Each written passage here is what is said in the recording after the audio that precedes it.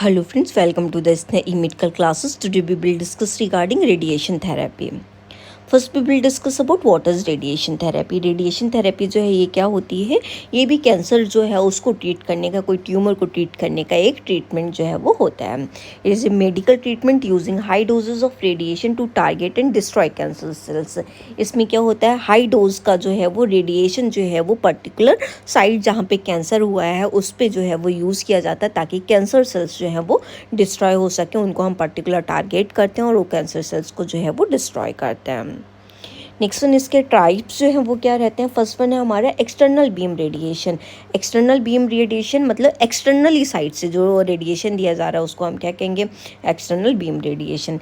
Beams directly from outside the body using A machine. इसमें जो है वो बाहर की तरफ से जो है वो रेडिएशन पर्सन को जो है वो दिया जाता है। ये बहुत सारे कॉमनली कैंसर जो होते हैं उनमें जो है ये यूज़ होता है, जैसे कि आँख, कान, गला, नाक, कहीं का भी कैंसर हो गया उसके लिए जो बाहर से रेडिएशन दिया जाएगा उसको हम एक्सटर्नल बीम रेडिएशन कहते हैं।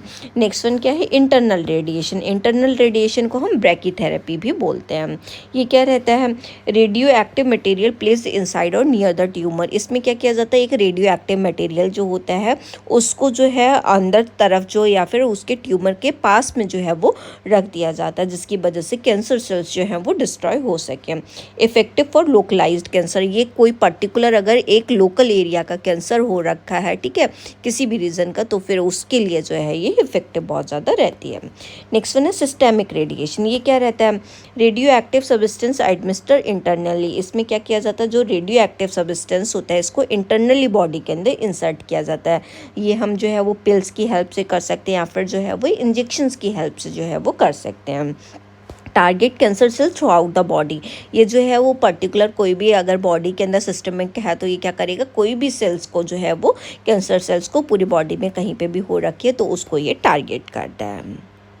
नेक्स्ट हम बात करेंगे मेथड्स क्या क्या यूज़ किए जाते हैं अगर किसी का रेडिएशन थेरेपी जो भी करानी है।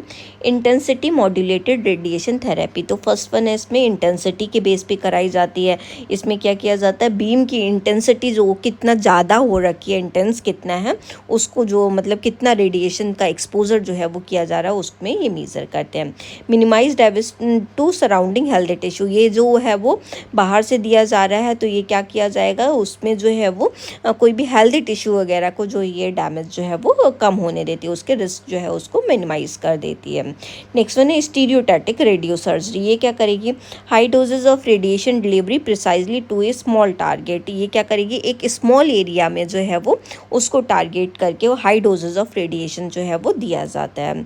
ये कॉमनली जो है ये ब्रेन ट्यूमर्स वगैरह अगर किसी को हो रखा है तो उस एरिया के लिए इसको यूज़ किया जाता है।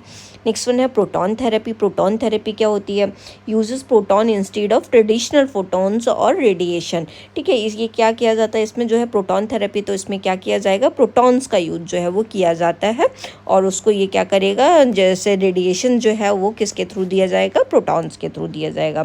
Radiation exposure to nearby healthy tissue. ये क्या करेगा, जो इसका रेडिएशन का एक्सपोजर होगा जो भी हेल्दी टिश्यूज़ होंगे उस सराउंडिंग उसके पास में, उसका रिडक्शन जो है वो कर देगा। मतलब इतनी जल्दी ये स्प्रेड जो है वो उन हेल्दी टिश्यूज़ में नहीं होने देता है।